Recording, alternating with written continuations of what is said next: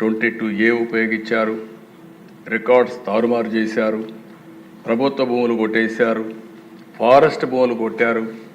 ఇవి మామూలుగా ఫారెస్ట్ భూముల దగ్గరికి ఎవరు పోరు, అలాంటివి కూడా జరిగే పరిస్థితి వచ్చింది. అందుకే ఈ ప్రత్యేక చట్టం కూడా గుజరాత్లో చాలా బాగా పనిచేసింది. ఎవరైనా సరే ల్యాండ్ గ్రాబింగ్ చేస్తే, భూ కబ్జాలకు పాటుపడితే ప్రభుత్వం కేసు పెట్టిన తర్వాత దాన్ని ప్రూవ్ చేసుకునే బాధ్యత కూడా వాళ్ళపైనే ఉంటుంది. దాంట్లో మళ్ళీ ఏమాత్రం కూడా ఉపేక్ష లేదు. అలాంటి పగడ్బందీ చట్టాన్ని కూడా తీసుకొస్తున్నాం.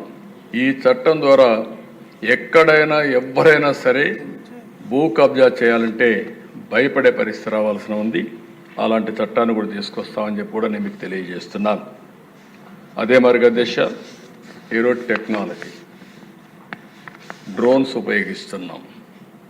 ఇంకా మా వాళ్ళందరూ మాస్టరైజ్ చేస్తున్నారు. అవసరమైతే డ్రోన్స్ ద్వారా నైట్ పెట్రోలింగ్ కూడా చేయడానికి, పోలీస్ పెట్రోలింగ్ బదులు డ్రోన్ పెట్రోలింగ్ చేయడానికి కూడా శ్రీకారం చుడుతున్నాం.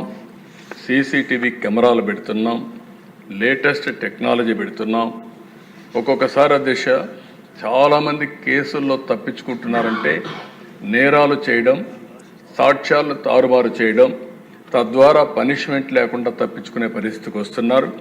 కానీ ఇటీవల డిపార్ట్మెంట్ మీరు చూస్తే చాలా గట్టిగా పనిచేసి 2-3 నెలల్లోనే శిక్షలు పడే కన్విక్షన్ వచ్చే పరిస్థితి తీసుకొచ్చారు. దానికి డిపార్ట్మెంట్ మనస్ఫూర్తిగా అభినందిస్తున్నా.